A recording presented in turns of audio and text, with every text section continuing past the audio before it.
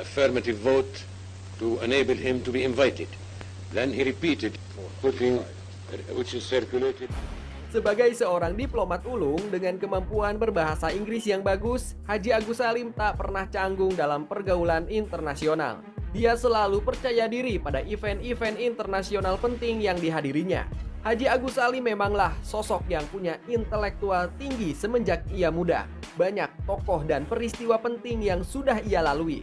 Maka sudah menjadi hal pasti kemampuan negosiasi dan diplomasi Haji Agus Salim pada usia senjanya adalah kemampuan yang sangat mumpuni.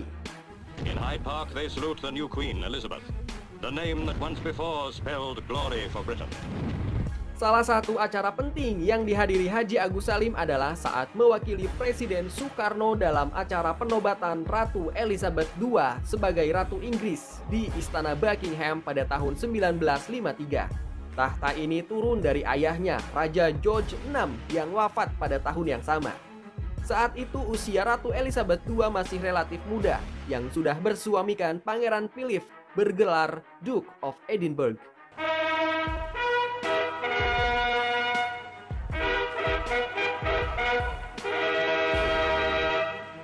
Acara tersebut berlangsung seminggu lamanya dengan diisi berbagai kegiatan.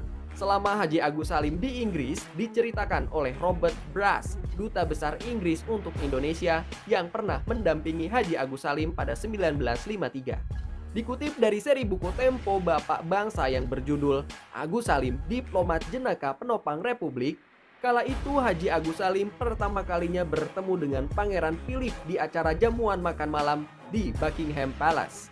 Haji Agus Salim melihat situasi yang membuatnya terusik dan gregetan. Musababnya, Pangeran Philip lebih sibuk melayani para tamu bangsawan serta tokoh elit dari Inggris. Pangeran Philip yang masih muda waktu itu agak canggung menghadapi khalayak ramai yang hadir. Masih tak terbiasa menempatkan diri sebagai pasangan ratu yang berperan. Sedemikian canggungnya sehingga terkesan tidak antusias meladeni tamu-tamu asing yang datang dari jauh menghormati peristiwa penobatan. Ayah melihat pangeran masih sangat muda, sehingga canggung meninggalkan lingkaran tokoh elit Inggris itu. Tutur Putri Agus Salim, Siti Aisyah dalam buku tersebut.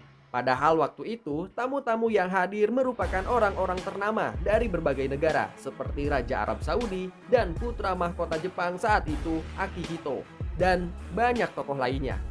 I'd like to say how very delighted I am to be here this evening. Melihat Pangeran Philip yang canggung terjebak dalam lingkaran obrolan dengan para bangsawan dan tokoh elit Inggris, Haji Agus Salim lantas menghampiri Pangeran Philip sembari melambai-lambaikan rokok kretek yang telah ia sulut. Dengan sopan dan gaya santai dan luasnya, Haji Agus Salim seraya bertanya, "Apakah Paduka mengenal bau rokok ini?" "Rasanya saya tidak mengenal aroma ini, Tuan," jawab Pangeran Philip dengan sopan juga. Haji Agus Salim kemudian menjawab, "Inilah yang menyebabkan bangsa Paduka berbondong-bondong datang ke negara saya." Sang pangeran lalu tertawa, langsung teringat dengan para tamu kenegaraan dari seluruh penjuru negeri yang hadir di Buckingham Palace yang kala itu sudah ada mengerumuni dirinya. Pangeran Philip lalu mendatangi para tamu kehormatan tersebut. Ayah tidak berniat merokok dalam acara kenegaraan itu. Tapi itu adalah diplomasi ayah untuk melepaskan Pangeran Philip dari lingkaran kecanggungannya, ujar Siti Aisyah. Acara penobatan pun berlangsung keesokan harinya di Westminster Abbey. Diplomat pendamping Agus Salim, Robert Bruce, sudah mewanti-wanti tamunya itu agar berhenti merokok begitu mobil yang mereka tumpangi memasuki gedung. Sebabnya, Agus Salim tak berhenti merokok di dalam mobil saat perjalanan dari tempat ia menginap menuju Westminster Abbey. Agus Salim pun menuruti permintaan Bruce. Namun tak disangka, diplomasi kretek Agus Salim sebelumnya ternyata begitu membekas di benak Pangeran Philip. Saat pasangan kerajaan hendak meninggalkan gedung, Pangeran Philip tiba-tiba menghampiri Agus Salim untuk memperkenalkannya kepada sang istri atau Ratu Elizabeth II seraya berkata, "Gentleman ini berasal dari Indonesia." Kunjungan Haji Agus Salim tersebut dinilai sukses memperkenalkan Indonesia pada pucuk pimpinan Inggris, baik kepada ratu dan pangeran, hanya dengan sebatang rokok kretek yang menjadi kegemarannya. Begitulah ketajaman intuisi Haji Agus Salim dalam berdiplomasi dengan negara lain.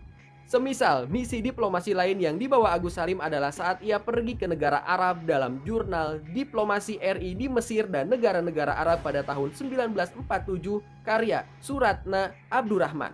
Pemerintah Indonesia menunjuk Agus Salim sebagai ketua dalam misi diplomatik Indonesia ke negara-negara Arab pada bulan April sampai Juli 1947. Misi diplomatik Indonesia di negara-negara Arab bertujuan untuk menghimpun pengakuan kemerdekaan dari negara-negara Arab untuk Indonesia demi menghadapi sidang Dewan Keamanan PBB pada bulan Agustus di tahun yang sama. Pada perkembangannya, Agus Salim berhasil memimpin tim delegasi Indonesia untuk mendapatkan pengakuan kemerdekaan dari negara Mesir sebagai negara pertama yang mengakui kedaulatan kemerdekaan Indonesia. Disusul Suriah, Lebanon, Arab Saudi, dan Yaman. Keberhasilan misi diplomatik Indonesia di negara Arab tidak terlepas dari kemampuan penguasaan bahasa serta keahlian argumentasi Agus Salim. Kemudian berlanjut pada Agustus tanggal 14 1947, Agus Salim kembali ditunjuk sebagai delegasi Indonesia dalam sidang Dewan Keamanan PBB di New York bersama Sultan Syahrir, Sujatmiko, Charles Tambu, dan Sumitro Joyo Hadikusumo. The Republic of Indonesia asks therefore that the Security Council of the United Nations order the complete withdrawal of Dutch troops from all Republican territories. Dalam sidang ini, Agus Salim dan tim delegasi Indonesia mengungkapkan data dan fakta peristiwa agresi militer Belanda ke-1. Berkat pidato dari Agus Salim dan tim delegasi, Indonesia berhasil mendapatkan dukungan dari mayoritas peserta sidang PBB terkait permasalahan agresi militer Belanda ke-1.